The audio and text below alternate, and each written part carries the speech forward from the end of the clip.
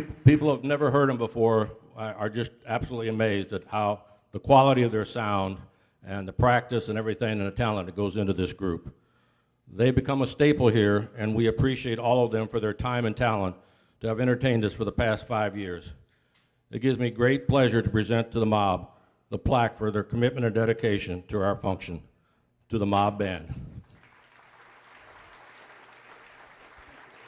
Thank you. Thank you, and all the band members. Thank you, ladies. Thank you, gentlemen. Let's hear it for them again.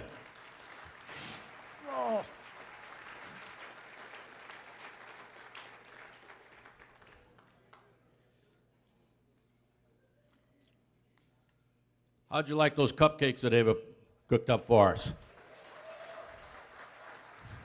Ava, are you back there? Would you come forward? I want to make sure we give you this certificate. Well, there went $700.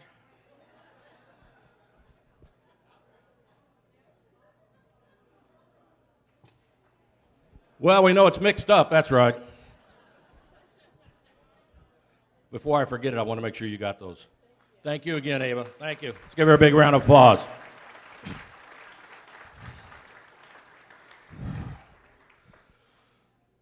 Black history is a time where African Americans can take the time out and see what the people before them fought for.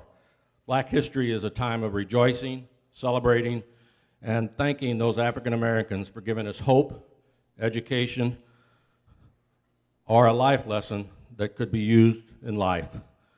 Black history isn't just about the bad times we've been through. It's about integrity, leadership, and determination. It's about showing your true character. Here's a story from a young boy's inquisitive perspective called What If? What if there were no black people? It's a story of a boy named Theo who woke up one morning and asked his mother, what if there were no black people in the world today? She thought about it for a moment and said, son, follow me today, and let's see what it would be like if there were no black people in the world today. Go get dressed and we'll get started.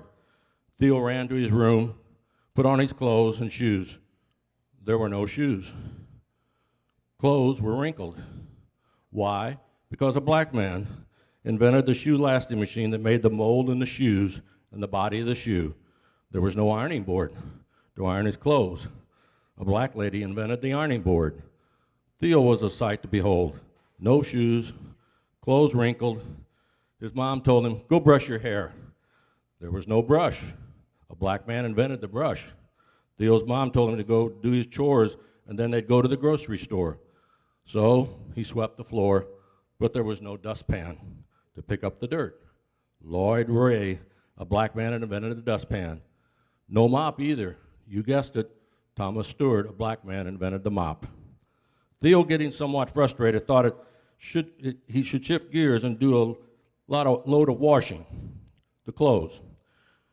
When the clothes were done washing, he went to put the clothes in the dryer, and there wasn't one. Why? Because the black man, George Salmon, invented the clothes dryer. Theo thought about it. I'm not having much luck here. I'll move to the outside and cut the grass. But guess what? There was no lawnmower because John Burr, black man, hadn't invented it yet. So he went back inside to help his mom prepare the grocery list with a pad, pencil, and a pen. You guessed it, no pencil sharpener or fountain pen. Why? A black man invented them both. Couldn't use a typewriter either. Leo Burridge, a black man, hadn't gotten around to inventing it yet. So off to the grocery store, so they thought. Car wouldn't go because there was no gear shift and no carburetor. That's right, a black man, again. So they walked to the store and saw the few cars that were on the road running into each other on the road. Congestion and chaos. Why? Because there were no traffic lights. Garrett Morgan, a black man, invented the traffic signals. They arrived back home with the groceries, and guess what? The refrigerator was gone. John Standard, a black man, invented the icebox. Getting warm inside by now, but there was no air conditioner. Frederick Jones invented that too. No furnace either. Alice Parker, a black female, invented the first furnace. It was a frustrating day for Theo, as he quickly learned how difficult life would be without all the many things we take for granted each and every day. Sun was now setting as Theo and his mom sat in the dark. His father came home and said, "Why are you sitting in the dark here?" You see, Howard Latimer invented the filament within the light bulb. The moral of the story is, if you ever wondered, like Theo, where would we be without blacks, it's pretty plain to see we could very well be in the dark.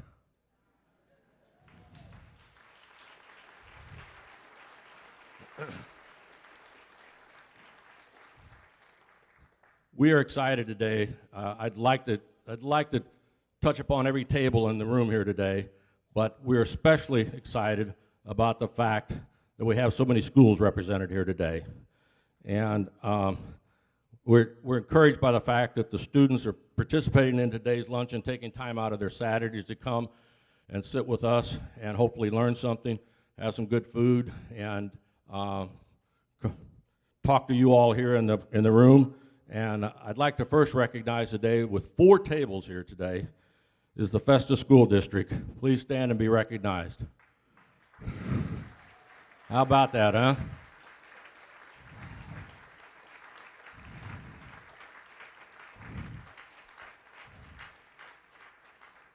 St. Pius X, my old alma mater, where are you? Come on, St. Pius.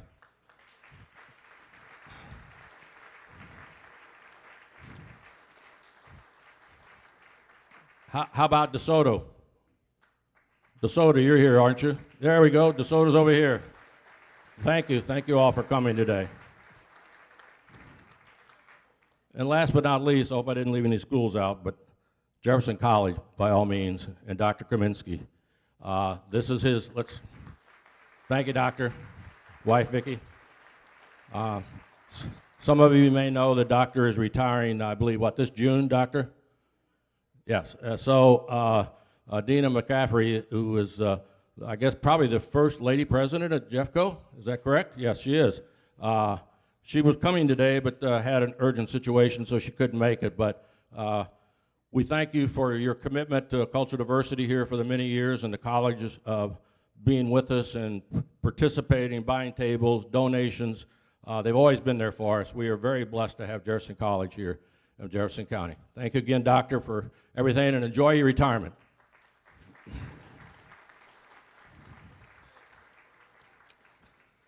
And last but not least, I didn't leave Crystal City out. My niece, Susan Rutledge, teaches 7th, 8th, and 9th grade students at Crystal City. She has a student, and she wrote an essay. And Susan, when we told her about this is her first time here, she said, well, I know what I'm going to do. I'm going to have an essay contest for my students, and we'll grade the essays, and the one who has the best essays will be able to come to the table. So they brought, I believe, 7 students here today, right, Susan? And one of their 7th grade students wrote a letter. And you notice I get a little choked up. I have probably read this letter, or this essay, 9 times. And it is not from a 7th grade perspective. It is from someone much older, much wiser than me that wrote this essay. And it is a beautiful essay. I'm not going to read the whole thing here to you today, but the essay is entitled Cultural Diversity to Me, and it's by Chloe Plyler. Chloe, would you stand up? Chloe is a 7th grader.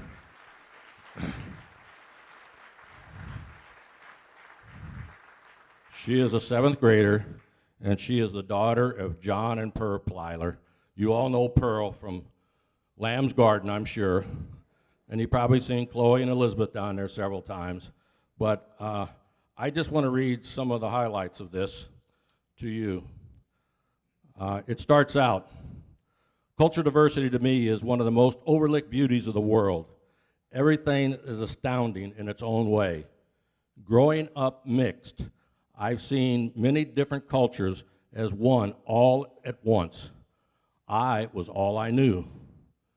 No matter what skin color or what culture you embrace, you should be able to be who you are.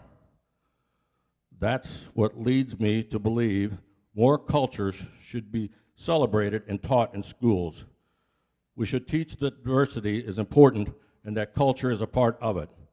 If we educate more, people will learn more, and ignorance might decline in the adult world. Amazing. Teaching what other cultures and countries have gone through should be extremely important so we can never go through the same thing in history again. People, and especially children, should never feel ousted in their own society.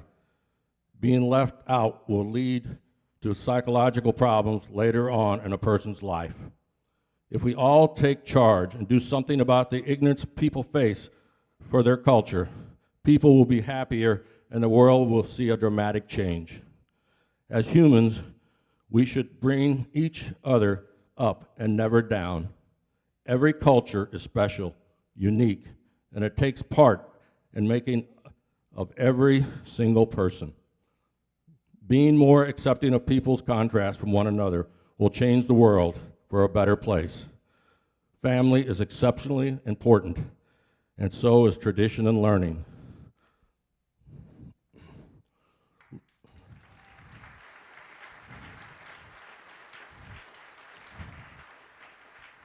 She concludes, learning to embrace myself and any different cultures has been a long journey, but I'm in love with the outcome. By accepting myself, I become happier. The person it took was hard. The process I took was hard.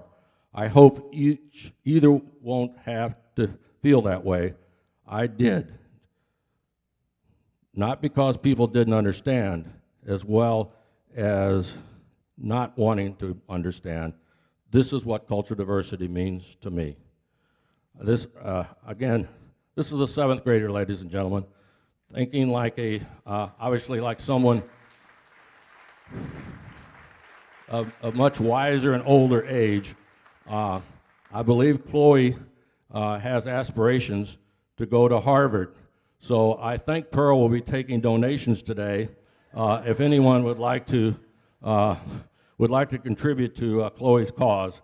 But again, Chloe, and all of you, there's Maria and Johanna too from Crystal City. Stand up because they both wrote beautiful essays also. Please stand up and be recognized.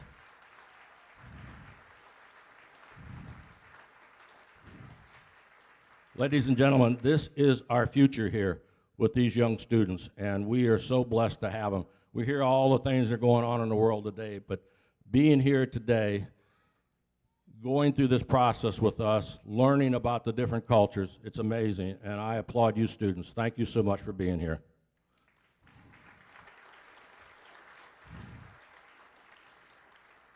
To summarize, I can't say it any better than Mrs. McCullough said in the video. Maybe some of you didn't catch it. She said the Black History and Cultural Diversity Committee were established 25 years ago, and that's true. She did that video in our kitchen with Ryan, and we did one take. We didn't have to go back over it. Ryan didn't have to edit it. She didn't stumble on her words.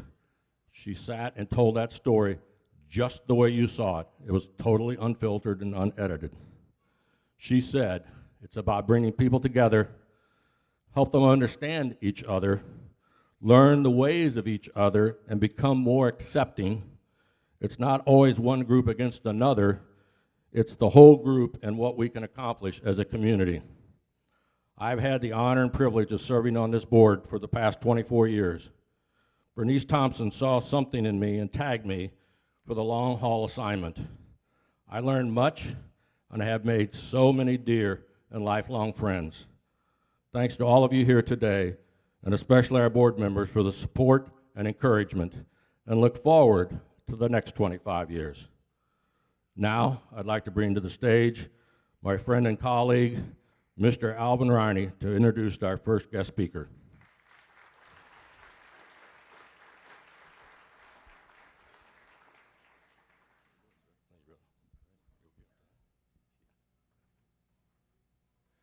good afternoon.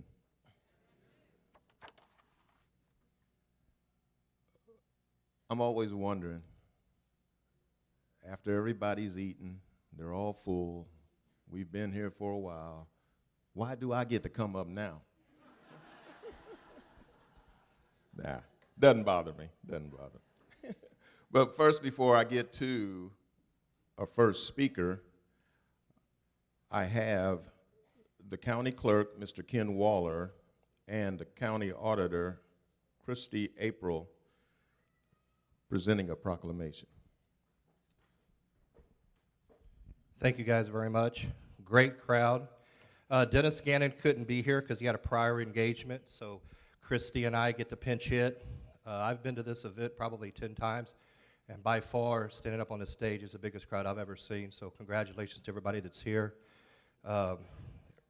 Alvin, I don't know if it was Jim, somebody said Black History Month. It should be all year long, not just the month of February. So we have a proclamation from the county of Jefferson. I'm not going to read it, but it's an honor and a privilege to be here. And two things, DeWitt Bingham, I don't know where he's at, but I went to school with a guy, couldn't ask for a nicer young man. We're 58, I think we're 57, 58, so we're not young anymore, but the guy's one of the classiest guys you've ever met. And Festus, I'm an alumni of Festus. Go Pius on Wednesday, but I'm an alumni of Festus, and they couldn't have picked a better human being or person than Earl Cook to be in their Hall of Fame. You make the Hall of Fame better. Congratulations, and thank you very much.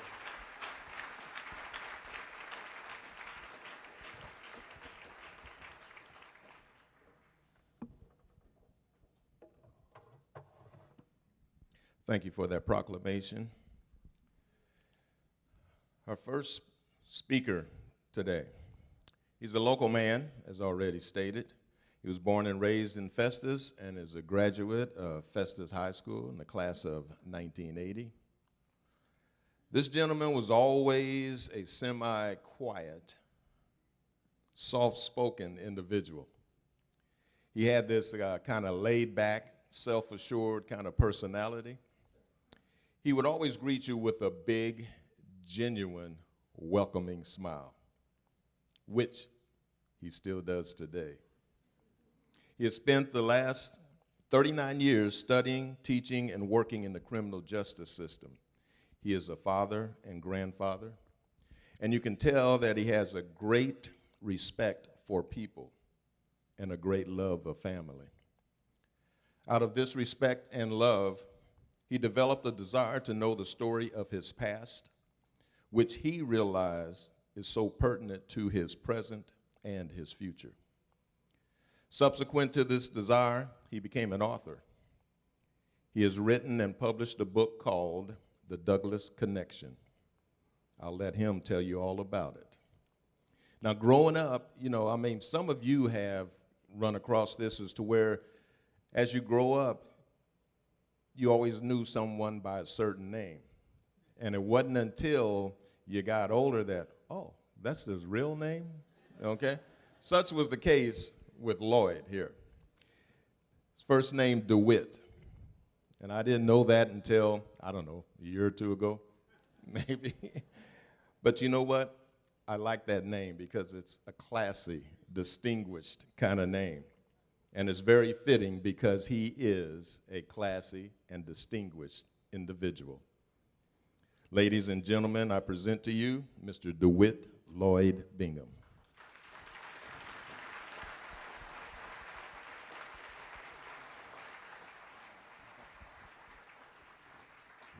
Well, hello, everybody. How are you? I just want to say thank you for inviting me to this, the 25th anniversary of the Cultural Diversity Luncheon. It suffices to say that I'm just overjoyed. My soul is just rejoicing right now. And they tell me that this is the biggest attendance and crowd that we've ever had. So give yourselves a great big thunderous round of applause. Because this is diversity and inclusion in action. We certainly recognize our living legends, Mr. Bernard Bingham, Miss LaVeta Brown. That's right, you can clap your hands. Miss Regina Harrington, Mr. Sidney Brown, Miss Dora Manning, Mr. Johnny Beckett, Miss Gloria Beckett, just a few of those that are still amongst us who actually graduated from Douglas, and it is because of them and everybody that came before them and after them that I was even able to have a dream that I could go to college and that I could actually study criminal justice and work with probationers, a job that I truly love, and teach students in the classroom at the college that I really love doing. Cultural diversity team, honored guests, friends, family, ladies and gentlemen, I am the darker brother. They send me to eat in the kitchen when company comes, but I laugh and I eat well and I grow strong. Tomorrow, I'll be at the table when company comes. Nobody will dare say to me, eat in the kitchen then. Besides, they'll see how beautiful I am and be ashamed. For I, too, am America. Langston Hughes, 1925, born right over in Joplin, Missouri. My favorite poem and poet. Good friends with the Lincoln University and my favorite criminal justice practitioner and personality. The greatest attorney and judge and lawyer to ever walk the face of this earth, who defended Emma Jane Lee and the other 5 Douglas teachers in the 1943 pay equalization case, thus having a Douglas connection for life. Having a Douglas connection for life with us, and we having a connection with him. He won 29 out of 32 cases at the Supreme Court before being nominated to serve on the court. I'm talking about none other than the great one himself, Supreme Court Justice Thurgood Marshall. Marshall, that's right, Marshall and Hughes harassed one another about who was making the biggest contribution in the black community. And if you ever seen the movie Marshall and you see the club scene, you can see how they actually harassed each other about that. Students together at Lincoln University. But we all know there is no Harlem Renaissance without Langston Hughes. There is no Murray versus Pearson, no Gaines versus Canada, no Emma Jane Lee versus the Festus School Board, no Brown versus the Board of Education without the great Thurgood Marshall. I could talk about the great ones forever, Douglas, Tubman, Du Bois, Washington, and my favorite, Ida B. Wells. But I want to talk about another Renaissance. There too was a Renaissance that took place right here in Festus, in Crystal City, Herculaneum, DeSoto, in the 1930s, 40s, 50s, and 60s, which I tried to capture in my most recent book, The Douglas Connection. Festus, Crystal City, Herculaneum, DeSoto, Jefferson County, was and still is a model for change. It's the spirit, it's that spirit that I tried to capture in the Douglas Connection. Everything begins with Lincoln University. Can we show some love for the oldest black university in the state of Missouri? By simply putting up your hand like this, 2 middle fingers down. Can we do that? It's a L and a U for LU. That's right. The oldest historical black college in the state of Missouri. It's where the majority of the Douglas teachers got their undergraduate degrees. Dr. Shropshire, Margaret Gill, Ralph Spencer, who my parents, Paul and Annette Hall, just adored, Bernice Thompson, Alice Bingham, Emma Jane Lee, Norman Calhoun, just to mention a few. It too is where my grandfather, Warren Bingham, one of the first 5 Douglas graduates, attended. One of the coolest things for me was my daughter, Whitney Bingham, who was a 2017 graduate for LU, played in the band while our Aunt Alice, who at the time was the oldest LU Blue Tiger at 105 years old, received an honorary degree. It too is the alma mater of greats such as Wendell O. Pruitt, the great fighter, pilot, and Tuskegee Airman, who is portrayed in the movie Red Tails, and 11-time Grand Slam and Hall of Fame tennis player Althea Gibson. Missouri law said, separate free school shall be established for the education of children of African descent, and it shall be unlawful for any colored child to attend white schools or any white child to attend a colored school. Chapter 2, what can you say about Dr. Arthur C. Shropshire? The first Douglass principal. I call him the legend. His dissertation for the University of Nebraska, all 333 pages in length, was the first thing I read before writing the Douglass Connection. Yep, paid for it. I said, I'm a Douglass descendant. I got to pay for this? I think it is awesome that the University of Nebraska and the field of education think that it is so important, that his dissertation is so important that they sell it for a price or for profit. Dr. Shropshire, what a wonderful family man he was, whose wife Grace was from DeSoto, and whose daughter Jackie spent over 40 years in education and still to this day in her 70s participates in marches for equality. Jackie immediately wanted to talk about all things Douglass when I interviewed her. How the people honored her father, the parade he was given. Emma Jane Lee, who she affectionately refers to as Auntie Emma. She has all the Douglass newspaper clippings, and what a great resource she was. Chapter 3, the Douglass experience, teaching 3rd, 4th, 5th, and 6th graders in the same classroom. I don't know what I would do if I was teaching that many grade levels. I'm glad I only have freshmen and sophomores in college. The athletic accomplishments, serving 11 different cities, students traveling 30 miles to attend and get an education, substandard school conditions, out-of-town students being housed by local families. When I was writing about Miss Gladys, I immediately identified with the Beckett's home being a host home. Sometimes I sit around and I ask myself, was this a figment of my imagination? Was there really a store called DiMaggio's? What a wonderful woman she was. She was the one that was able to direct me to the banana cream cakes when I went into the store. My favorite cake, the banana cream cake. But on this day, I went to the grocery store for my grandmother, Anna Mae Bingham, who I love dearly. Thank you. But I underestimated the cold weather. I didn't have any gloves, and I was riding my bike. And DiMaggio's from my grandmother's house on County Road wasn't that far away. It's about half a mile or so. But it was cold that day.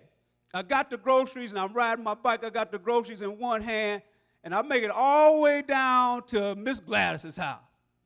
And I'm freezing, tears coming down my eyes.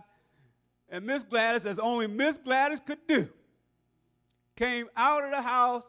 And if you didn't know who you were, her and people like Mr. Eugene Franks, they had a way of reminding you. James Lloyd, is that you? Come on in the house, baby, and warm up.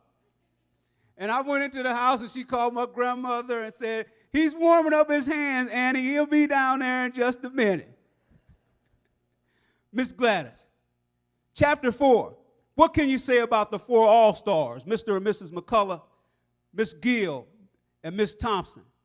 I love the Woolworth story because I love that cherry Coke. I enjoyed going into Woolworth, but I had no idea that along with the assistance of a white woman by the name of Miss Elsie Wampler, she made it possible for me to have that cherry Coke at Woolworth. Miss Gill persuading me to take that typing class, the fights that we had. Get over here, boy, and take this. You enrolling in this typing class. Miss Gill, typing is for girls. I did not know that I would be the first probation officer to type sentencing reports for the judges that sit on the 11th Judicial Circuit in McLean County in the state of Illinois. Who could forget Mr. McCullough, my football coach and boss at Teamsters? Bingham, you don't have to love them, just do your job. Anybody ever heard that before? It took me years to understand what he was talking about. What he was really saying is, you don't have to love them, but you should know, you need to know, that love covers a multitude of faults. Miss Thompson, the Douglas student, the one that sit out for a year or two, and then when the high school started, went back, taught at Douglas, and then went on to teach at Festus. Chapter 5, Mr. Tynes, and some of the first Douglas students to graduate from Festus, Miss Faye James, Mr. Eugene Franks, Miss Betty Barnes, Mr. Gilbert Keaton, Mr. Earl Cook. Where would we be as African Americans without them being the trendsetters going into Festus? I was saying yesterday, by the time that I got to school, I didn't even know that there was a race problem because all the work had been done. And those that paved the way for them, some of the last Douglas graduates, W.H. Jones, Irene Baker, Kermit Price, Catherine Burnett, Helen Evans, John Gill, Kay Shores, Miss Barbara Spicer. Mr. Tynes, what a wonderful man he was, has to be considered one of the greatest humanitarians Festus has ever had. He didn't say this is what we might do. He didn't say, I'm going to think about what we're going to do. But he said, this is what we're going to do. And transporting Miss McCullough to the school for that typing class, to me, that is just humanity at its best. That is diversity and inclusion in action. I don't know what I'm most proud of. Mr. Tynes taking a stand and doing what he did, or the school board's decision in the Emma Jane Lee case. Chapter 6, the 1943 Emma Jane Lee versus the Festus School Board. I call her the courageous one. Did you know the Missouri State Negro Teachers Association collected a financial supplement from its members across the state just in case the Festus School Board decided to fire her? It would have been a nice payday for her. But 21 wonderful school board people, members of the Caucasian race, said, we're not going to do that. The News Democrat was not in favor of the court action and wrote, and I quote, you can take it all the way to the Supreme Court, but that would cost the taxpayers money and would not negate the fact that the black teachers are being underpaid. Chapter 7, promoting race relations with sports, inspired by the great Dr. Shropshire and my friend Dave Omeny. What can you say about the accomplishments of Mr. Ronnie Harrington, the Bias brothers? Yes, yes. I am so proud. Richard Cook, Donald Jones, and all of the track athletes of that time. When I look at those photos and I think about that time, I'm just so overwhelmed with pride.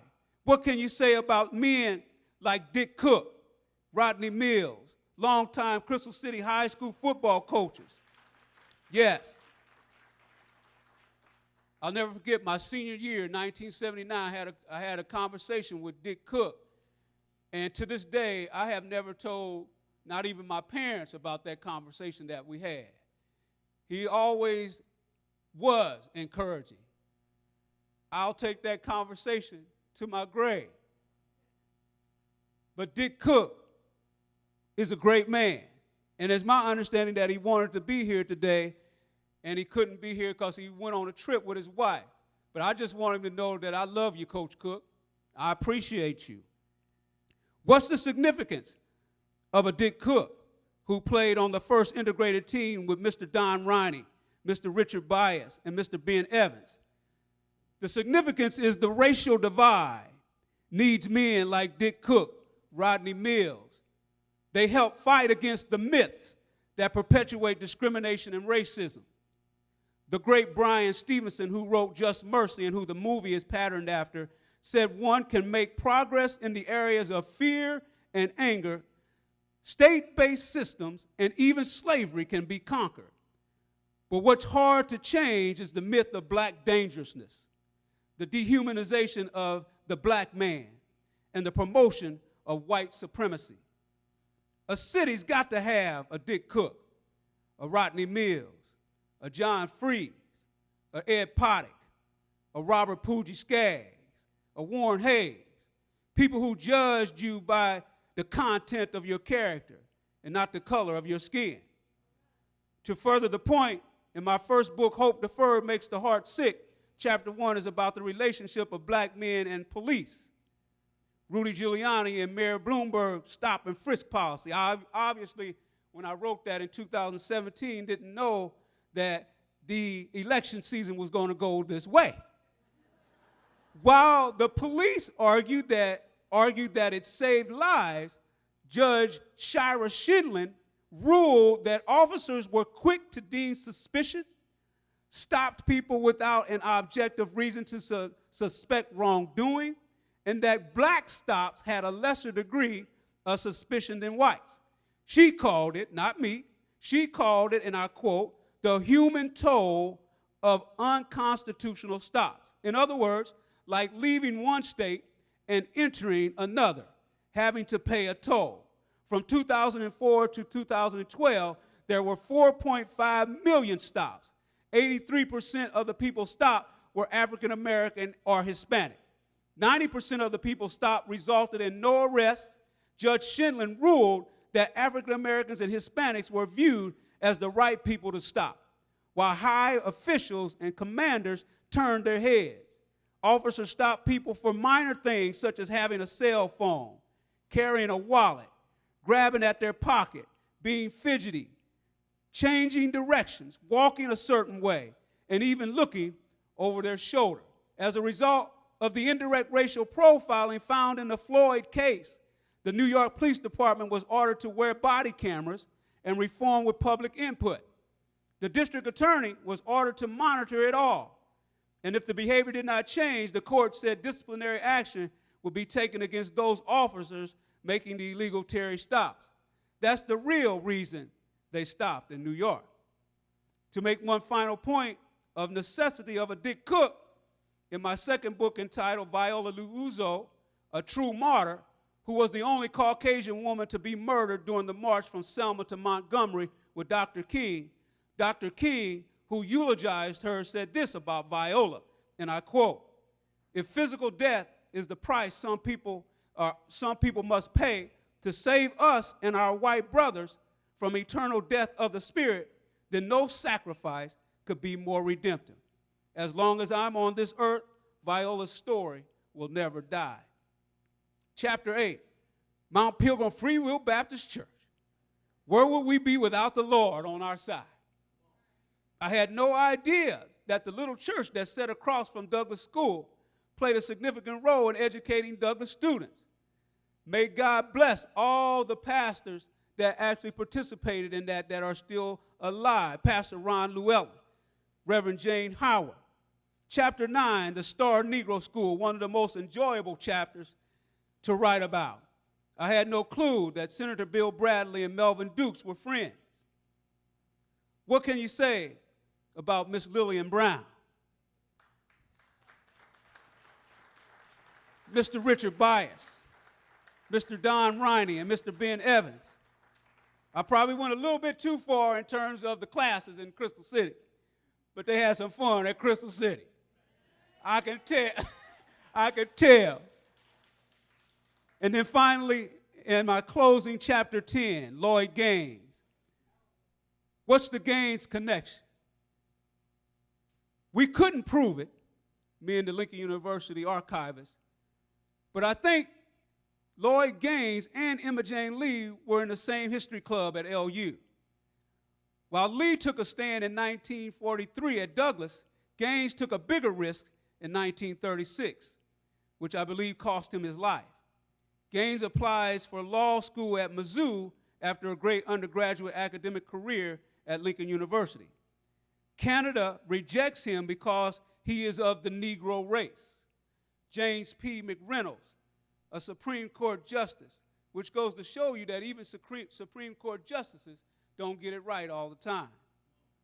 James P. McReynolds turned his back during the United States Supreme Court hearing at Gaines when Charles, the Jim Crow killer, was giving his arguments.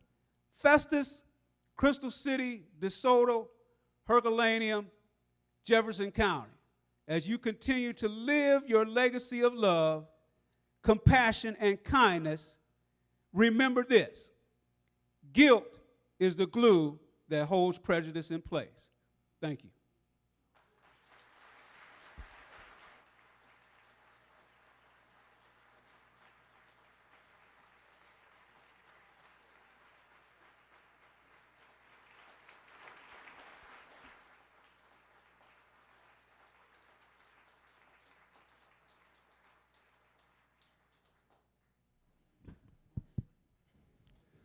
I did say he was semi-quiet, right? Now, I guess when you give somebody something that they're passionate about, they really open up.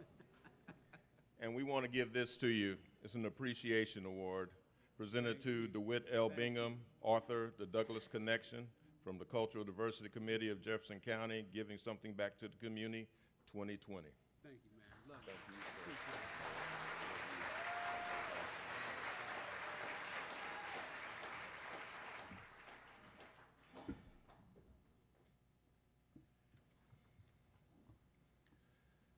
Yeah, sometimes we don't think about those that were before us. You know, we get so wrapped up in today that we forget about what got us here, all right?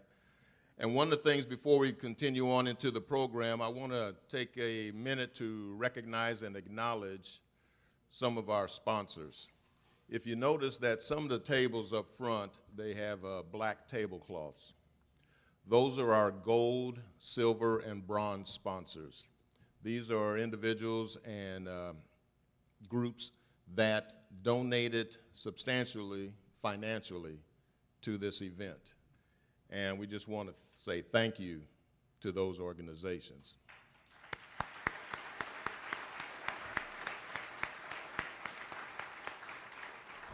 But also, like with any kind of endeavor, sometimes we as people, you know, we are afraid or a little apprehensive as far as taking on a task because we are unsure how much support might be out there for us.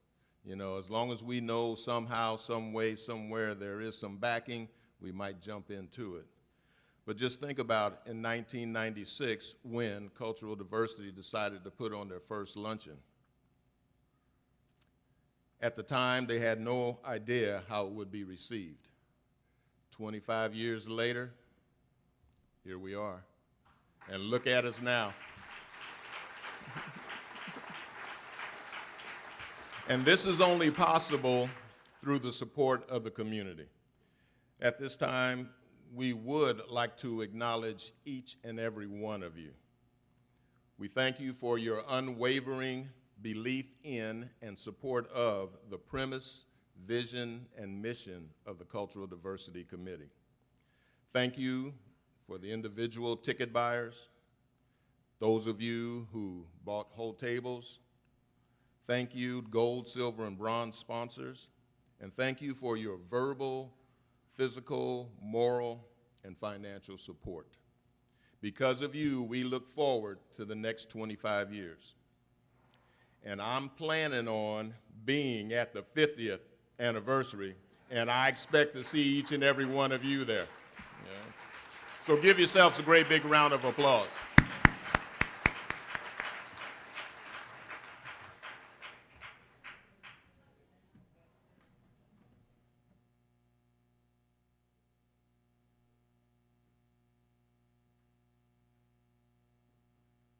I'm glad he's going to be here because I'll be 106.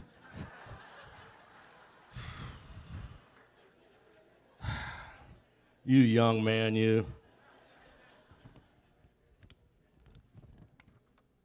So Someone just came up to me and said, Jim, you forgot somebody here today.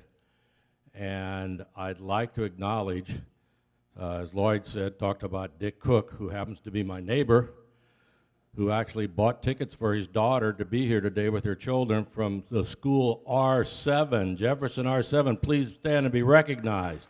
Where are you?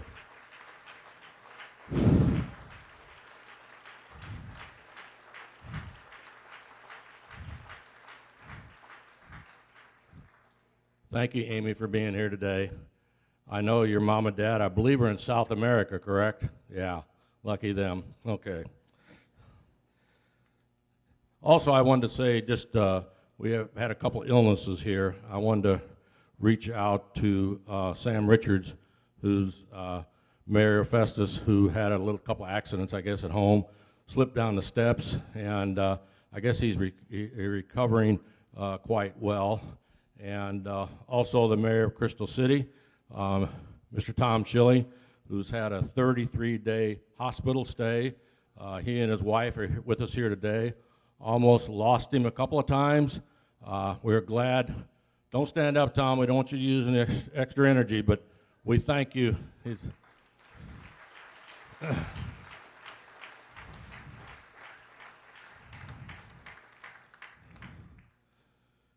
She goes by the name of Rosie. She is a 17-year-old daughter of Etta and Dave Head from New Hartford of upstate New York. Her parents at a very early age noticed that Rosie responded physically to all kinds of music. They noticed her jiving and tapping in her car seat, keeping time to the beat. I'm talking a toddler here. Her parents decided to foster and encourage her musical education. The rest is history, as they say. She started playing violin at the age of 3 years old. She is now a junior at New Hartford High School and been playing for 14 years. She first studied with Irina Jurovich and is now studying with Matteo Longi. Violin is an integral part of Rosie's life. She plays in the Symphonia Youth Orchestra, Hamilton College Orchestra, and New Hartford High School Orchestra during the school year. In the summer, she attends music camps, most recently the Spinks Performance Academy, which promotes minorities and Latinos in the arts, and the Carnegie Hall's National Youth Orchestra, too. She credits these experiences with increasing her awareness of different opportunities available to violinists and helping her grow as a violinist. In addition to playing the violin, Rosie enjoys singing and dancing. She is currently a member of the New Hartford Senior High School Choir, both singing and dancing in the school's spring musical production of Cinderella. Rosie also enjoys being a member of the New Hartford track and field team. Her dream is to play professional orchestra someday. You can find her on Facebook, giving you a tour of her hometown and a quick tour of the school, NY02, on Facebook. We are grateful to Dr. Mark Spurrier and Carl Kesterer for bringing Rosie to perform at our event today. Accompanying Rosie on the piano is pianist Dr. Mark Spurrier. Ladies and gentlemen, I give to you the very talented violinist, Miss Rosie Head.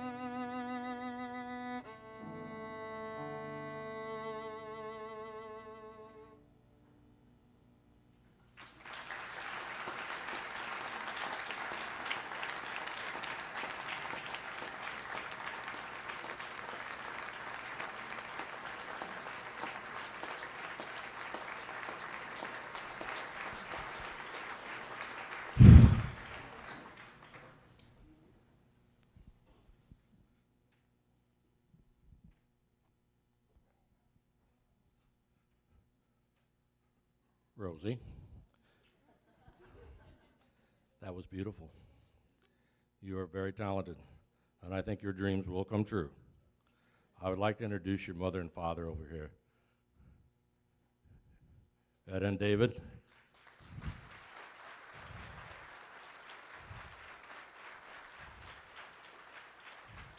Thank you for this beautiful child, and I don't know that this room has ever been graced with better musicians than Dr. Spurrier, than Rosie right here today. Would you agree? Rosie, just a little appreciation. Violinist and student, Miss Rosie Head, thank you very much. And we look forward to seeing more of you and hearing more of you. Thank you very much.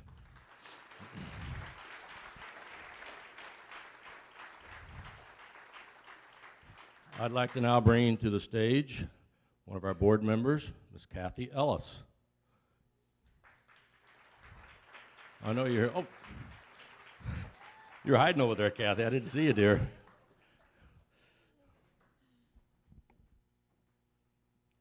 I don't know how anybody can come up here after that beautiful music without just still feeling very moved. So it's wonderful to hear that lovely music by such a talented young woman.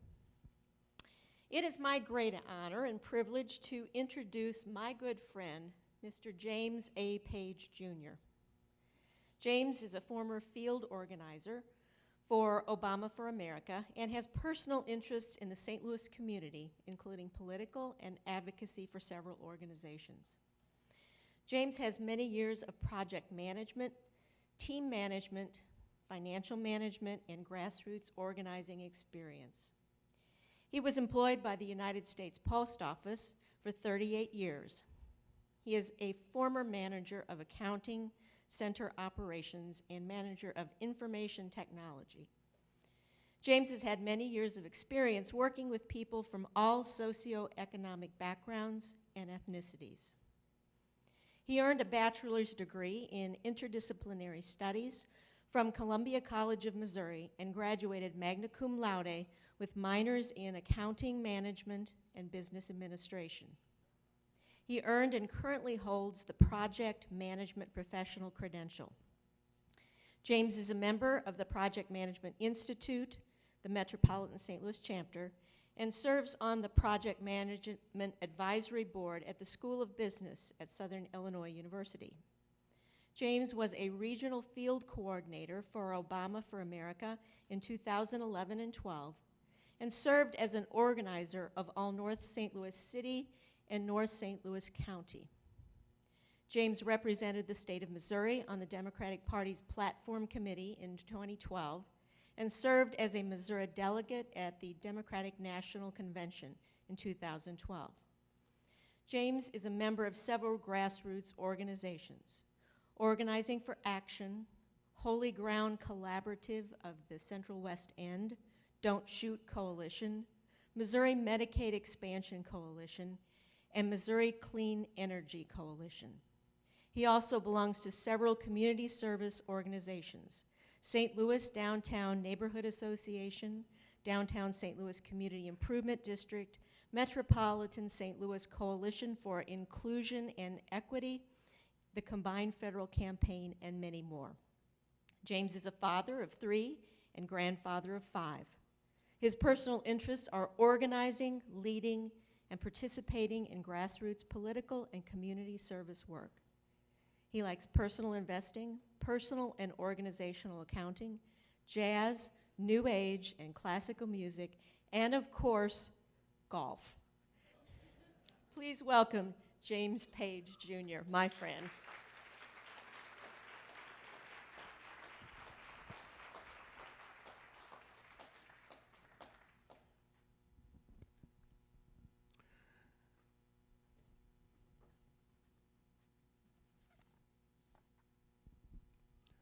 Cultural Diversity Committee, good afternoon.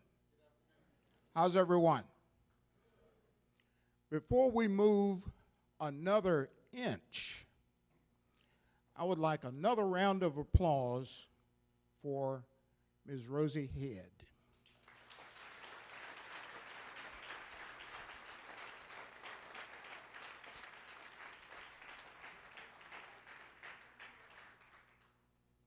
As you heard in the introduction, classical music is one of my favorite genres. So I was entranced, can we say.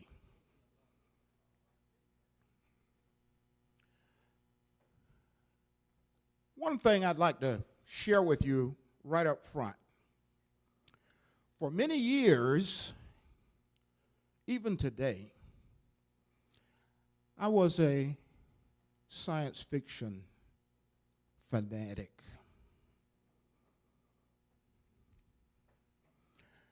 People who are my age or so may recognize that little slogan, that little phrase. If you do, don't give it away. We're going to have more about To Serve Man just a little bit later, so just hang on tight.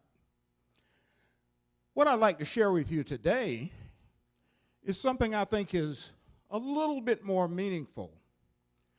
To serve mankind, to be of service to mankind. As you'll see, I have practiced this theme throughout my life. And I'd like to share with you just 3 short case studies from my work in pursuit of serving mankind. The first is the ballot box. Next is Tikkun Olam. Do I have any Jewish friends in the audience that may recognize that slogan? I don't see any, so I'll have to explain it to you.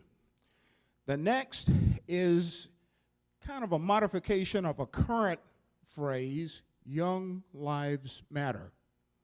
Okay, let's get started. Now, you'll notice you're going to see a lot of pictures because I'm a firm believer in that old saying, a picture is worth 1,000 words. But I'm going to give you the 1,000 words too. I don't think I need to, in the interest of time, get into a history lesson and the importance of the Voting Rights Act of 1965 and how critically important it was and is, especially for people of color.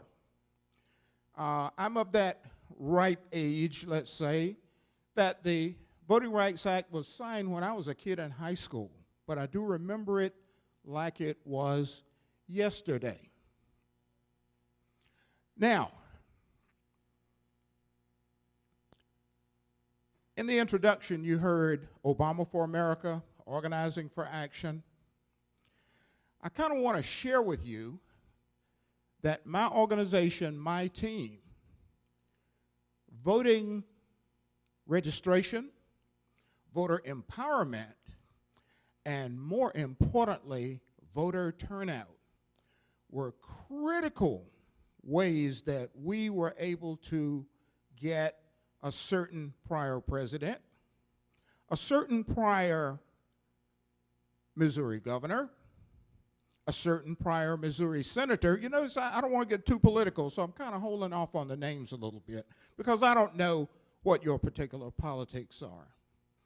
And in 2012, I'm happy to say that we were able to get every single statewide candidate of a certain party elected except for one.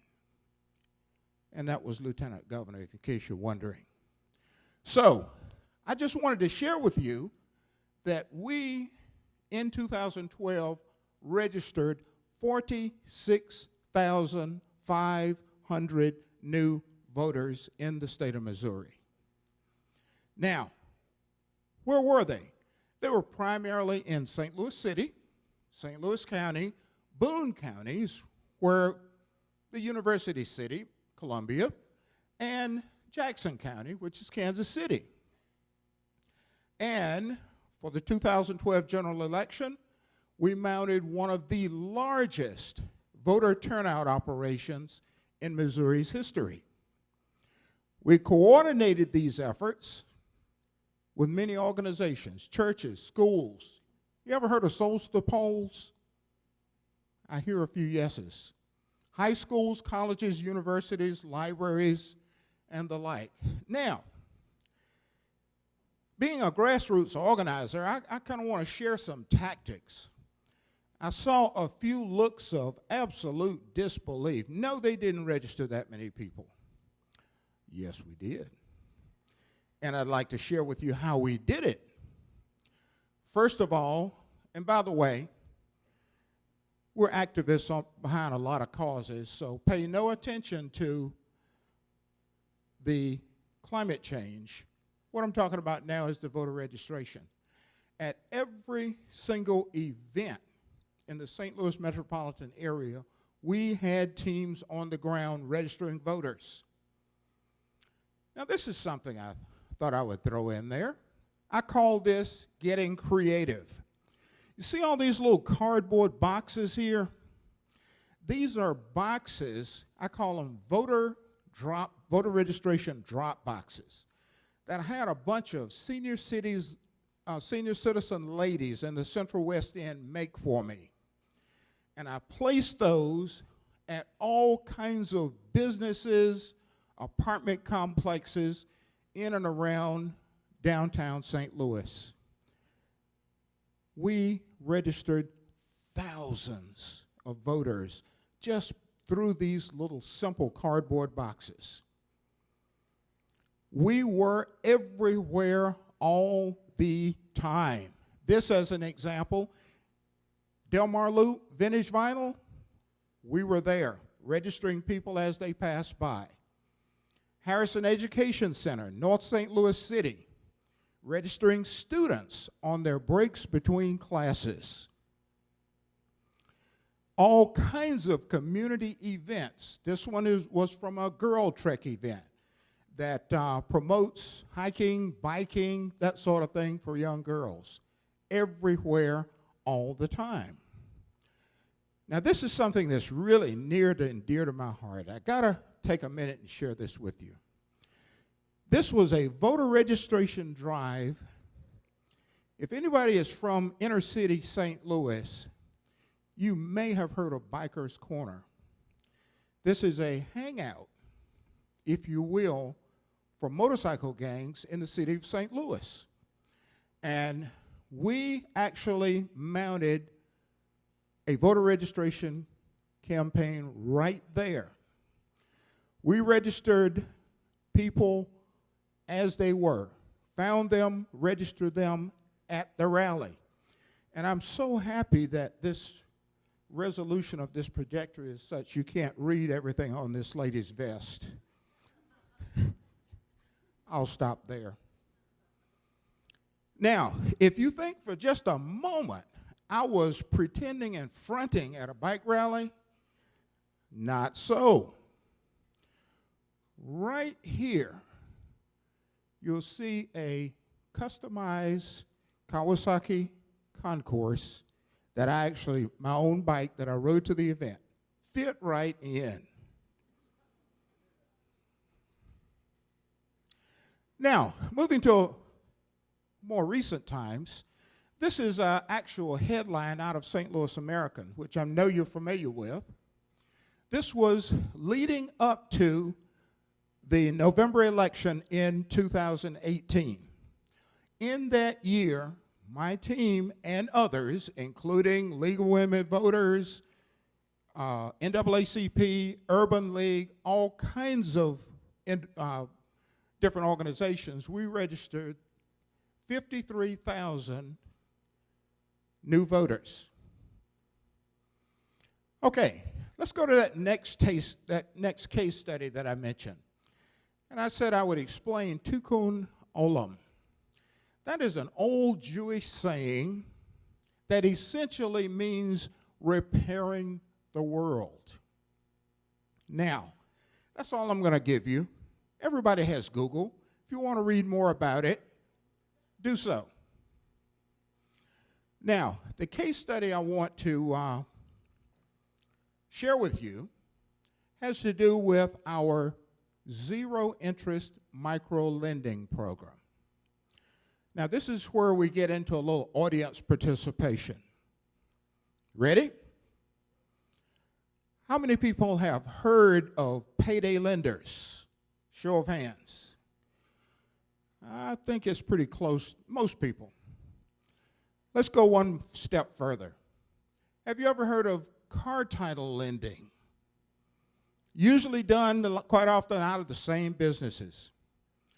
Are you aware that these fall under, now there may be a payday loan lender, employee, or owner here, and I'm not here to rail against that industry, but I want to share some truth. Do you realize that many people, quite often people of color, are subjected to 1, 2, 3, 4, 500% interest and greater? Quite often people will make a payday loan, can't pay it off when it comes due, they roll it over again. That generates a spiral downward that quite often they can never get out of. How did I find all this out? Well, one, just by looking around, talking to people in the community. Another was more formally, was a program that we're involved in with the banking industry in the metropolitan St. Louis area. Bank On, Save Up, there's several programs. So what we have done, we've decided to take action. Not against the payday loan industry, but to help members of the community. Now, what we did, this is through the Holy Ground Collaborative, and if you're interested, this is our website right here. You can find out more about us. We put together what we call the Holy Ground Lending Program. It's a micro lending program. It provides zero, count them, zero interest loans to low-income working people in the central core of St. Louis. Now, loans typically up to $500 or more with up to 18 months to repay. How can you beat those terms at zero interest? We partner with Justine Peterson, which some of you from St. Louis have probably have heard of. And what we try to do is we try to, A, help people pay off predatory payday loans and then educate them on how to stay out of them. So we do that. In addition, we're trying to help people improve their financial situations, their household finances. Every single small payment they repay on time is a positive credit report to all 3 credit agencies. Now, to date, we have raised $48,690 of tax-deductible donations to this program to fund it, primarily through our Holy Ground Collaborative congregations. Now, the theme of this luncheon is diversity. I'm going to rattle off the members of the Holy Ground Collaborative. Central Reformed Congregation, Jewish congregation. First Unitarian Church, First Church of Christ Scientists, Trinity Episcopal Church, Cornerstone Institutional Baptist Church, Church of Jesus Christ of Latter-day Saints, M-Slice, my community service organization, and Justine Peterson Bank. How much more diverse can you get? And we're also seeking, by the way, a Muslim mosque, and we're seeking a Catholic church as well. We are extremely diverse with extremely different religious philosophies, but that's not what we look at. We focus on what unites us, what we have in common versus what divides us. To date, we have made 36 loans, and we are rapidly expanding the program. And our non-performing loan statistics are what most lenders would die for. Only 2 out of those 36 loans are non-performing. Now, let's bring it to actual clients. Of course, I can't reveal names for confidentiality reasons. The very first client that we made a loan to was a single mother of 3 teenagers who had been in the real estate business prior to, but she didn't currently have her license. She borrowed money from us at what interest rate? Wait a minute, I can't hear you. 0% interest. She renewed her real estate license, and as I speak today, she has a very successful real estate office in the Central West End.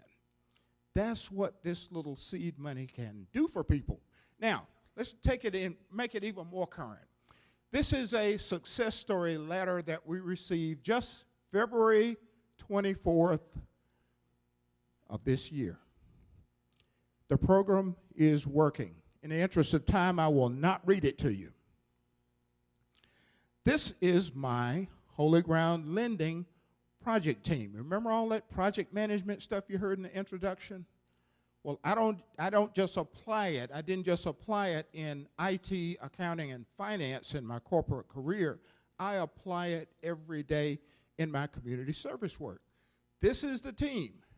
And this document you see here is our memorandum of understanding or contract between our multiple diverse congregations.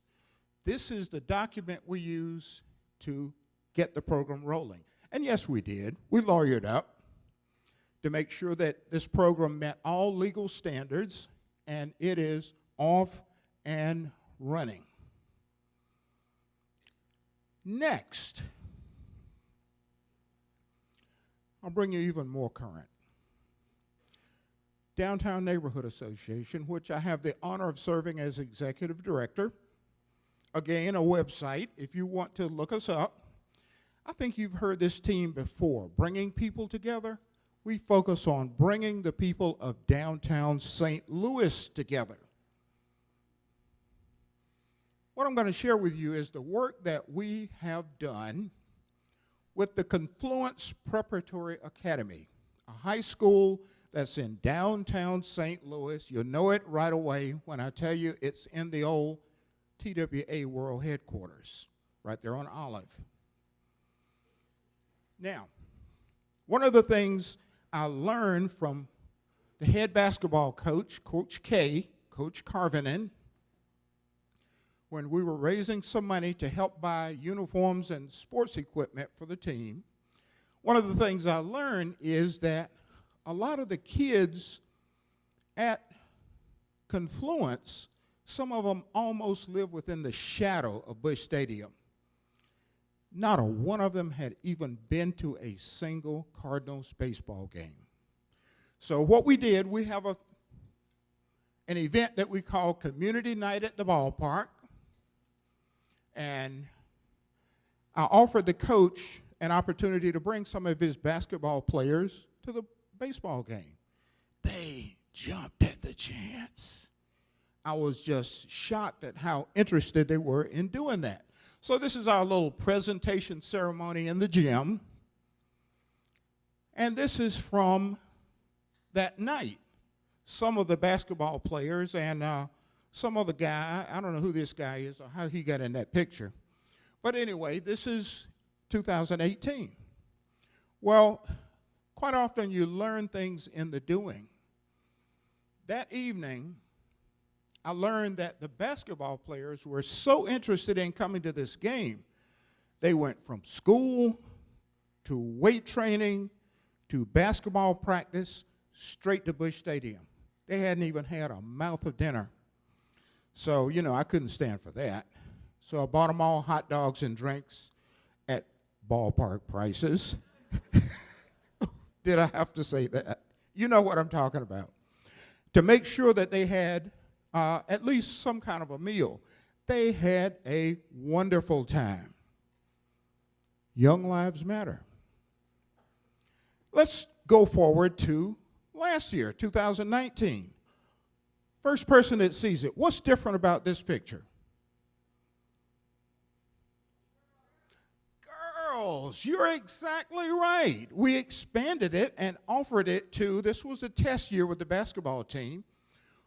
We expanded it to include the cheerleaders, the girls' volleyball team, along with the basketball team, but we expanded it even further. We got with the school administration and invited academic standouts to come as a reward.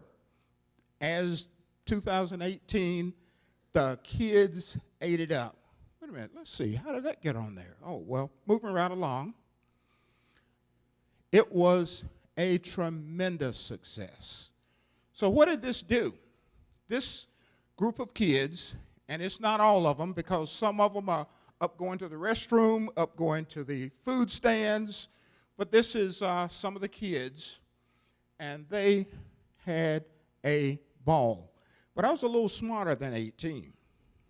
What I did, I got with my sales rep, Chris King, at the Cardinals office, and negotiated food in the ball price, on the ballpark ticket. Duh, fool me once. So anyway, so everybody had a marvelous time. It was a great time, was had by all. But there's something I wanted to show. And I'm going to get over here where maybe I can. Okay. See this lady right here?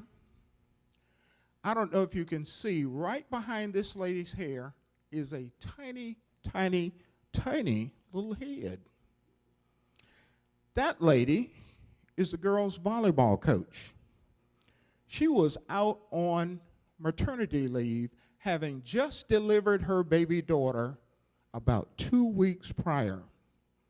She was so committed to this program, she came and brought her baby daughter with her, a newborn, to the ballpark.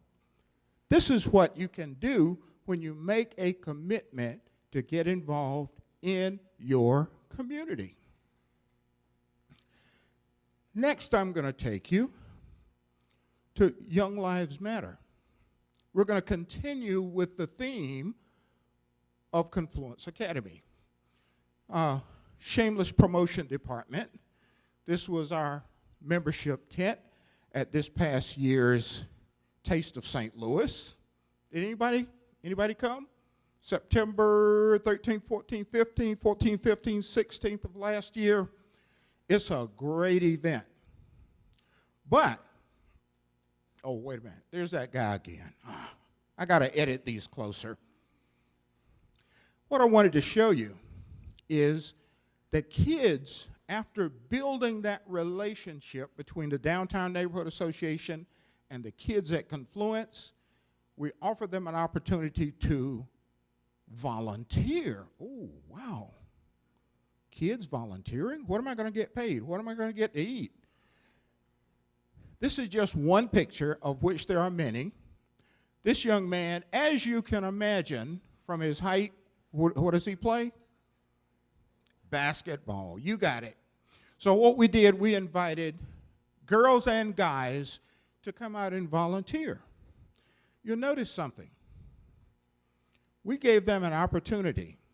You can wear school gear, or we'll provide you a Downtown Neighborhood Association t-shirt, and you can officially be a part of the team. Which one do they think they chose? The Downtown and Neighborhood Association t-shirt. So I call it One Team, One Dream. Now, let's get back to that thing called To Serve Man that I alluded to earlier. And the fact that I'm a sci-fi nut, a science nut too, a nerd in my corporate life. This goes back to 1962, actually prior to the Voting Rights Act. I inhaled Twilight Zone, One Step Beyond, Alfred Hitchcock, those types of shows. But this one was special. The theme is that a bunch of aliens, and you know, what's a sci-fi show without aliens, came down to Earth with this book with lettering that people could not figure out what it was. And they were offering all kinds of goodies. Impenetrable energy shields over cities that made war obsolete. Inexpensive fertilizers that made farms flourish. All kinds of energy production for little or nothing. People, after they got over their initial shock and fears, they were down with the program. They were eating this up. So what do you know? It made the mythical news on Twilight Zone. The aliens were called Kenemites, offer peace and prosperity. They had us in hook, line, and sinker. So finally, some of the security services in the federal government managed to translate what the book meant. It was to serve man. Dum, dum, dum. Then the aliens were offering trips to what they call our planet. Didn't have a name, our planet. So they were weighing people to make sure they didn't overload the capacity of their spaceship. Or so the people thought. Turns out there was a twist. They found out at the last minute, after hordes of people had taken off in the alien ships to go to their planet, or our planet as they call it, they found out that to serve man was a cookbook. They were fattening humans up with hyper-efficient farming and peaceful lives, no stress lives, to take them back to their home planet and eat them. Oh my goodness. Wow. Well, let's move back to the present. So now you see why I have chosen that distinction. To serve man, no. To serve mankind is my mantra.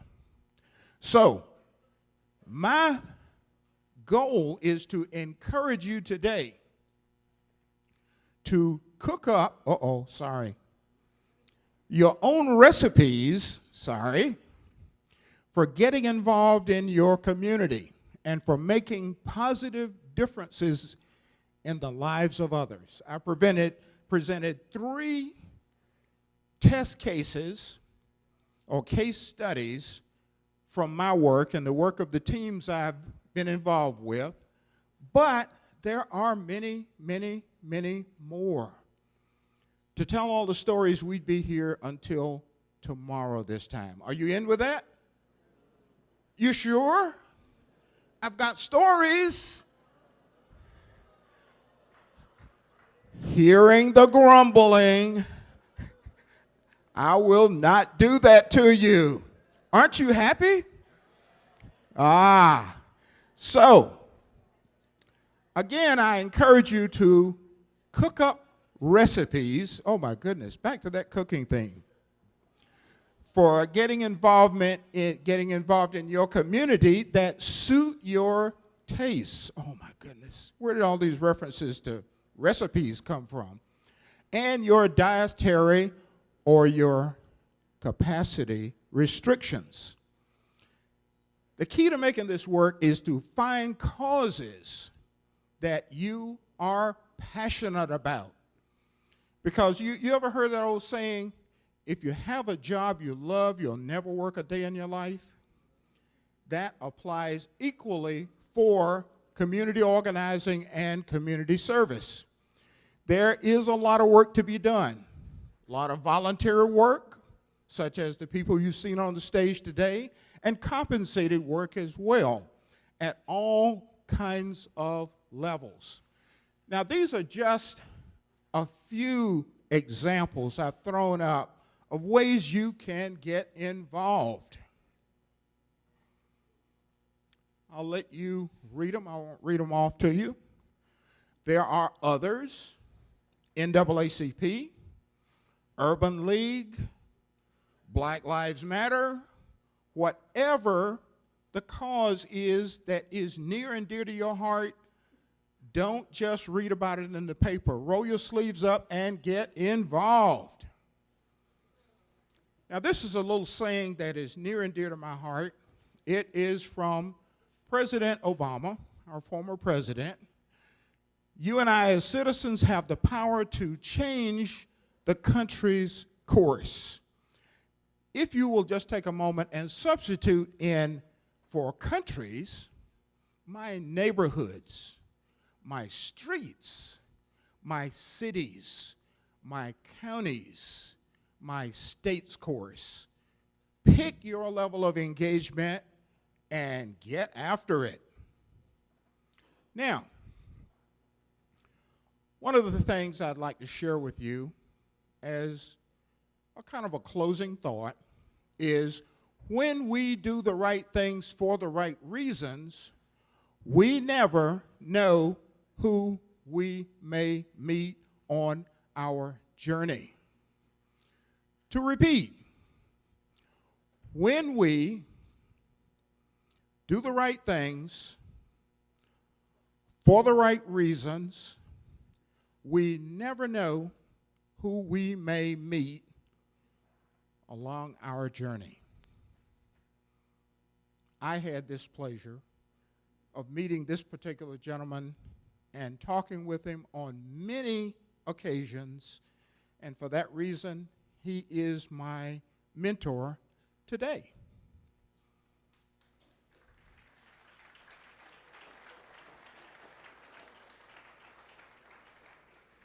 So, with that, I would like to know how you're going to get involved, and if there's anything at all I can do to help you in your journey toward involvement in your community.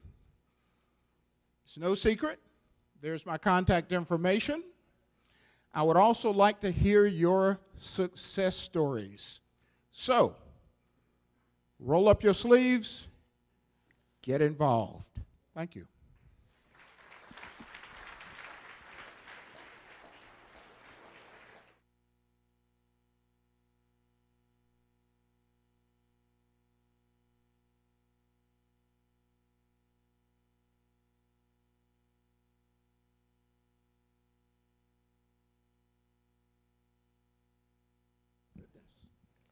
James, thank you so much for being here. We really appreciate it. Thanks so much for your words. And this is a little token of the your remembrance for being here today. Thank you so much. Thank you.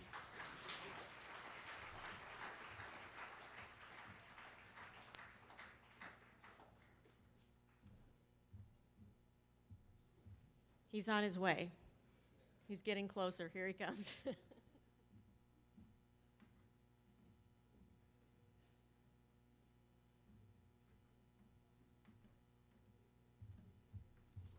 The old knees won't let me run anymore. Also, if this is the last call, if you are interested in the raffles back there, this is your last opportunity. So head back there if you're wanting the chance on some of those things.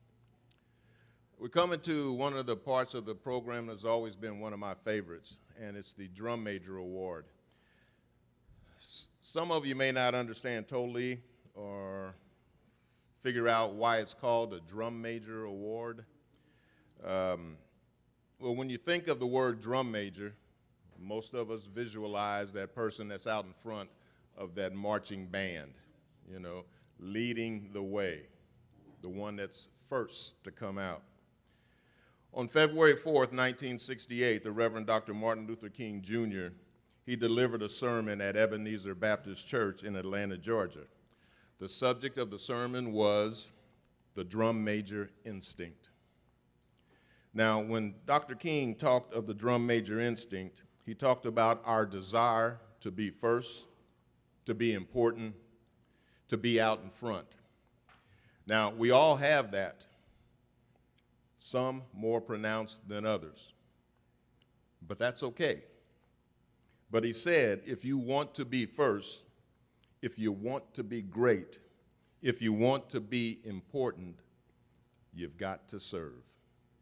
And anybody can serve. That is the essence of the Drum Major Award.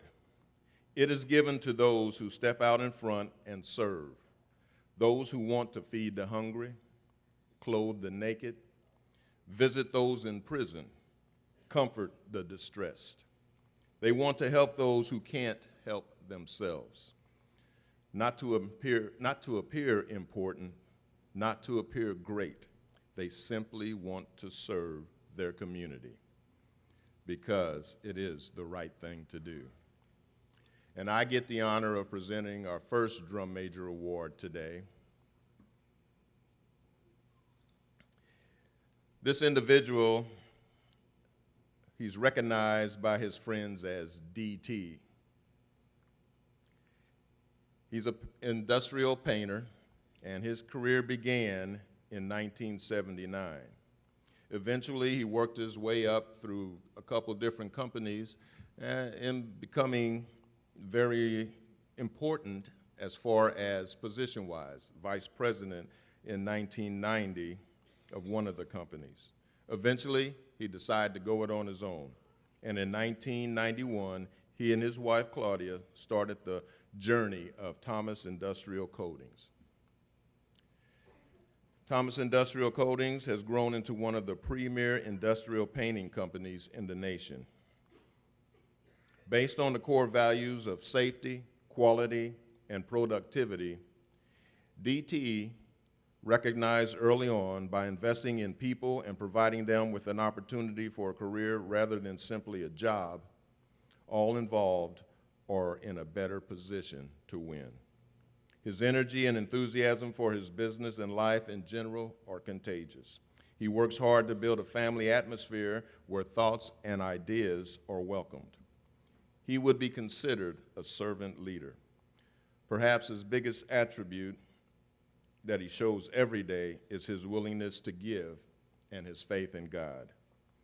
He has provided so many opportunities for people who would otherwise go without. He is a steadfast supporter of the community in which he grew up, and he takes very much pride in giving back. He is always involved in many noteworthy causes. It is difficult to measure the impact of his generosity. His investment will shape a lot of people for generations to come. He is a true example of a drum major. Ladies and gentlemen, Mr. Don D.T. Thomas.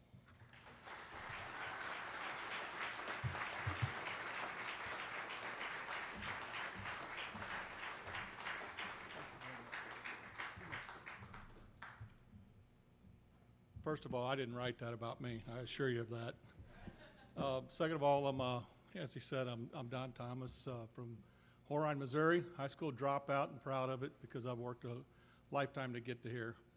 I want to thank first the organization for even taking the time and throwing my name in a hat. There's well more people that probably deserve it than me, but it's not coming from me. It's for the people that surrounded themselves around me and that we've made a choice to be different. So I want to give you just a couple things, not to bore you, and I apologize if my English is not perfect, but it's just who I am. So my name's Don Thomas. I'm an authentic kid that came from the other side of the tracks, just like most other people. We were very poor. But I always had a faith in God, and I knew that he would make a difference if I just could hang on. I've not changed that.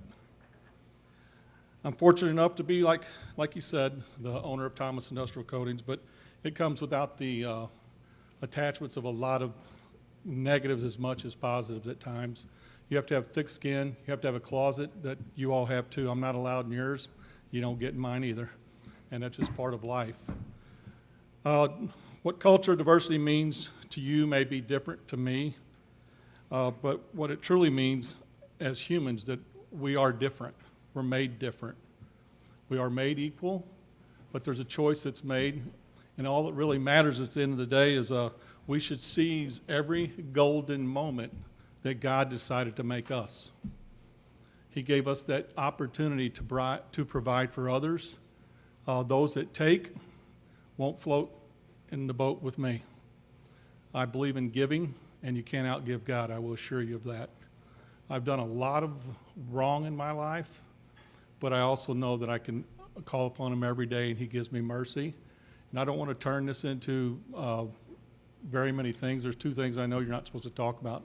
One is politics. You won't catch me doing it out loud. And the next is religion. I want to talk about that either today. What I want to talk to you about is what it means to me. I would like to express and take just a few minutes of your time, and I've already got my notes messed up, so God provides each of us with opportunity. It's our choice to plant the proper seed, nurture it at all times, and constantly cultivate to remove not only the bad weeds, but to harvest a great crop. And it's just not for us, it's for many to share. And as soon as we harvest that first crop, we get to start and do it all again. I think I told you this, I love our community. I love the people that stand in it and stand proud. I'm just a fortunate vessel that has been chosen to be in a spot. And I think there's many others that serve a lot more deeper places.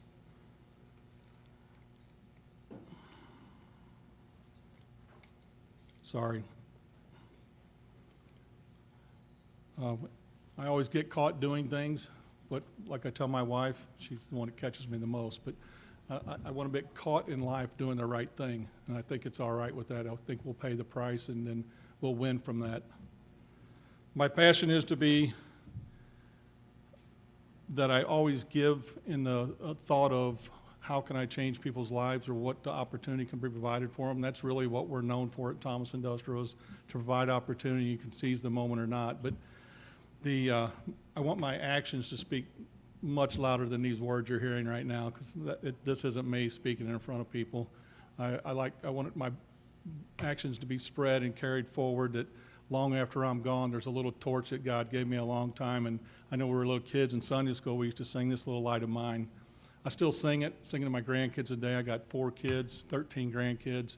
I got a beautiful wife, and she's always allowed me to have a mistress, and her name's Thomas Industrial Coatings. So I'm very thankful for that. And my team is unbelievable, and I'll probably get in trouble for that one because I'm not supposed to recognize her in public. But to get it done, I've got many more things I could say. You guys ever get bored, come by 2070 Highway Z in Peebly. My door is wide open every morning. I get there really early, and I leave really late, really late. But that's because there's a lot to do, but there's a lot of things still to get done. I want to thank everyone that's involved in our community, and that's all of this room plus zillions more. I want to thank this great organization for even taking the time to consider someone like me. I understand it. I'm supposed to accept it because that's what, we're carrying a torch for a reason, and God so happened to pick me, and my job and obligation is to make sure that I continue to do that. I want to know that, especially the Thomas team, that they're the ones that do all the background, get everything done, and execute, make sure that we send people home safer than when they got there. Yes, we have hiccups and things happen, but with that being said, we all know that, I'm the one that is the one that gets the glory for it, but I will assure you right now, so I can say it publicly, I don't need it. We know where the glory goes, and that's to our Heavenly Father, the one that protects us every day, and I think if we call upon Him constantly, that's where we'll end up.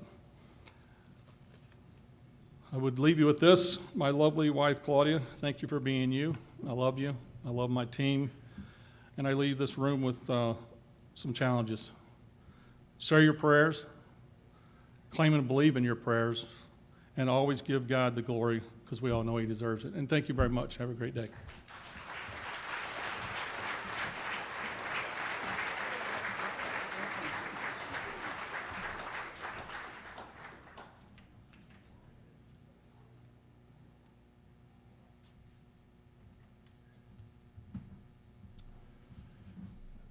Dr. Martin Luther King Jr. Drum Major Award presented to Don Thomas in recognition of your outstanding community service. Thank you for a job well done. Cultural Diversity Committee, Giving Something Back to the Community 2020.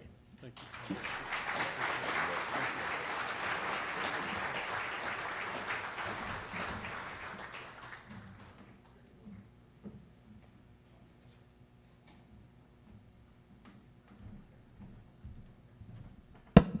Hello.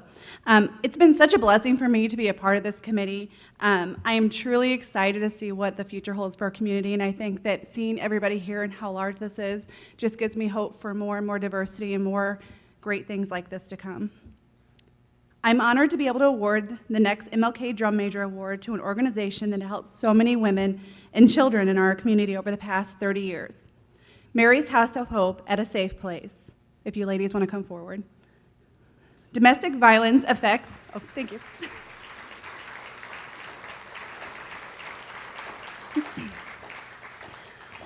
Domestic violence affects 1 in 4 women regardless of age, race, religion, nationality, educational background, or economic status.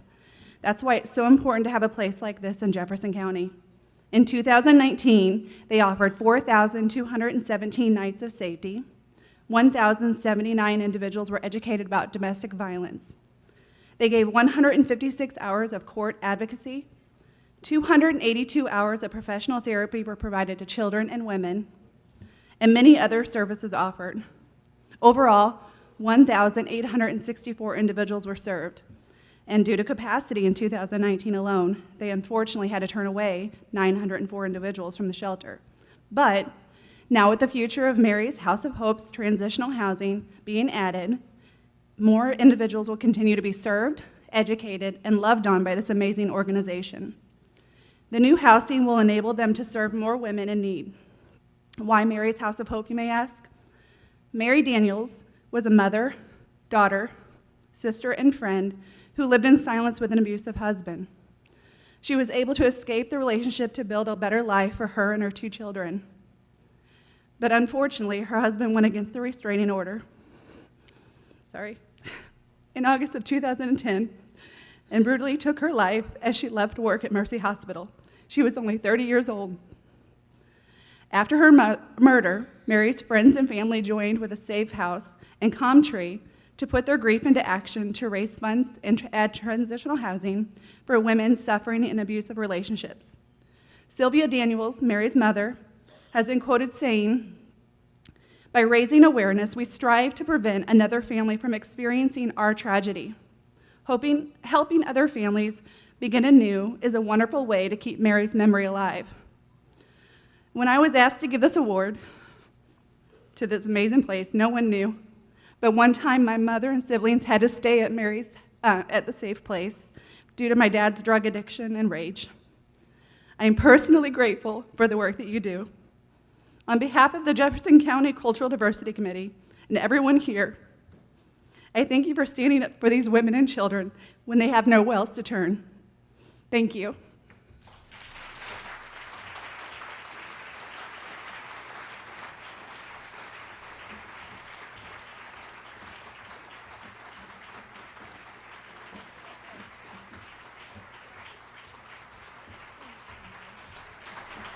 This is Alexis and Sylvia, Mary's mother and daughter.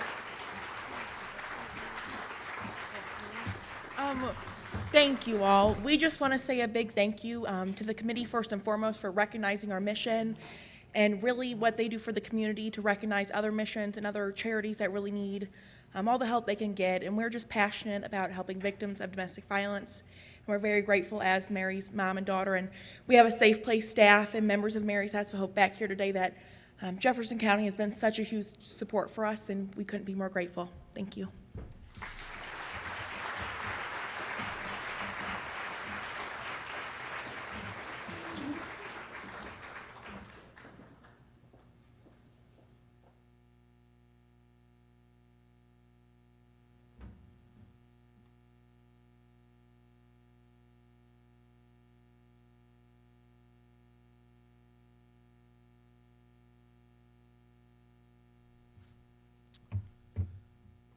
Our last award our last award, this gentleman is no stranger to the area or our luncheons. He graduated from Topeka West High School in 1971. He began his university career with a double major in organ performance and chemistry at Kansas State University in Manhattan, Kansas. It was an organ scholarship. His double major only lasted 1 semester. The hours of practice for a performance degree plus the hours of study for a chemistry degree proved to be unmanageable. Chemistry was a much better entry into medical school, but he never abandoned his music. Following graduation from K-State, he was admitted to Washington University School of Medicine, where he continued to also make music. As a talented amateur, he performed the French Poulenc clarinet sonata, among other works, just for fun. He also participated in the medical school Follies. He did his internship in San Francisco General, followed by 2 years working for the Public Health Service in a physician shortage area, Richland, Missouri. West on I-44, on your way to the Lake of the Ozarks. I'm sure some of you have been through that little town. He was the only doc in town. He worked out of a trailer. He, along with his nurse Bertha, was instrumental in advising the town people they needed something larger than a trailer as a medical facility. So they built one, and it's still in use today. He then joined Premier Eye Associates in 1986. He has done numerous benefit concerts for the area with all the proceeds going to these local causes. One of the first concerts was at the old LeJade Theater, benefiting the Pink Ladies of Jefferson Memorial Hospital. In August of 2012, Jefferson College, October 2000, benefiting St. Genevieve Memorial Hospital, and in 2014, a concert for St. Louis organization, Pianos for People. And finally, in November of 2016, benefiting Mercy Health Foundation, Jefferson. All of these benefit concerts raised thousands of dollars each and were dubbed Dr. Spurrier and Friends. He also served 2 terms as the board president for the Society of the Blind. He is our cultural diversity friend who has supported us over the years with his generous donations, securing talented musicians and playing the piano himself to entertain us. There is very little that he can't do. He is a gourmet cook. He is a wine connoisseur. He can knit. He recently has taken up quilting. Professional pianists have said that he plays at a level well above many professional pianists with advanced degrees in piano performance. He has continued to pursue advanced piano study and plays nearly every single day. And did I mention he is an excellent surgeon too? He has improved the visions of thousands of Jefferson Countyans. He is responsible for Rosie being here today. He is a caring and giving man who cares about people, all peoples. He is the true definition of diversity. Brenda and I are proud to call him our doctor and our dear friend. He was a gracious and caring ophthalmologist, as well as a boss to my wife Brenda for 25 years. Ladies and gentlemen, it is a privilege and an honor to introduce to you our 3rd drum major recipient, Dr. Mark Spurrier.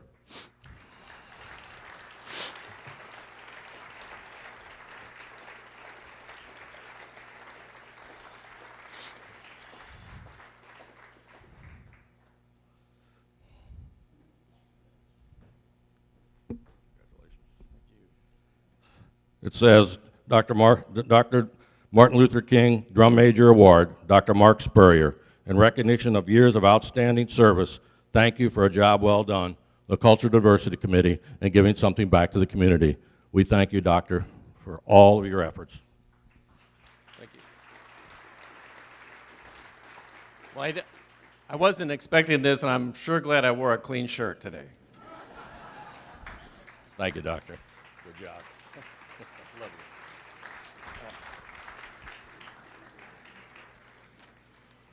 you. Okay, so I think it's time now. I know we're running over time, and I apologize for that today. I know some of you are getting antsy. I think what we'll do now is, are you ready to You ready for the drawings? Okay, they're ready. All right. While they're bringing that up, I'm going to tell you a little something that I think I tell you every year. Last couple of years, I've told you about all these great movies that you need to go see, educational movies. The Butler, 12 Years a Slave, Lincoln, Hidden Figures, The Green Book. And many of you came to me after last year and said the Green Book was outstanding. But I have to tell you, ladies and gentlemen, and boys and girls, about Harriet Tubman, an abolitionist who they called Moses, starring Cynthia Erivo, was a story of Harriet Tubman, abolitionist and political activist. She was born into slavery and made 13 trips and missions from Maryland to Philadelphia to free her family. A 100-mile trek with slave posses chasing her down, and she made it. I'm telling you, it is a powerful and a moving movie that just came out. It was nominated for several Academy Awards but didn't win any, but it should have. You need to see it and put it in your repertoire as part of your learning experience. It was absolutely wonderful. Okay, come on up, girls. So what's the first thing I'm doing? I know, but what is this? What is the item? They didn't tell you. Okay, girls. This is the first necklace. So is this the crystal bead one? The African crystal bead one? Yes? Yes? Crystal beads? Yes, okay, that was a yes. I'm hearing it. Okay, so the ticket number is 563438. 563438. Got a winner here? We got it, all right. Come on up here. Who brought me this? Just verify her ticket. And this must be the second necklace, right? Okay, congratulations. All right, second one. Second necklace from Dr. Ott. 562966. 562966. Was that a winner there? Oh, you're just getting up. Okay. Had me fooled there for a minute. No one have that ticket? 562966. Going once? Oh, there we go. We got a winner back there. Okay. Just verify. You just walk back to her and verify that she's got it. And this is for the third necklace, right? Okay. All right, this is for the third necklace. 562313. 562313.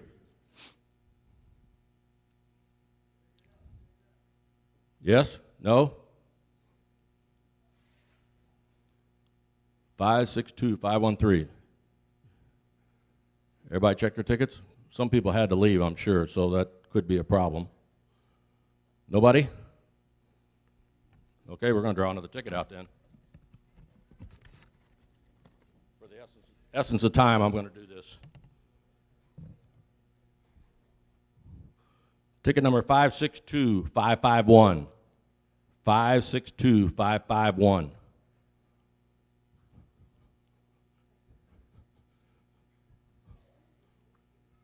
Nobody?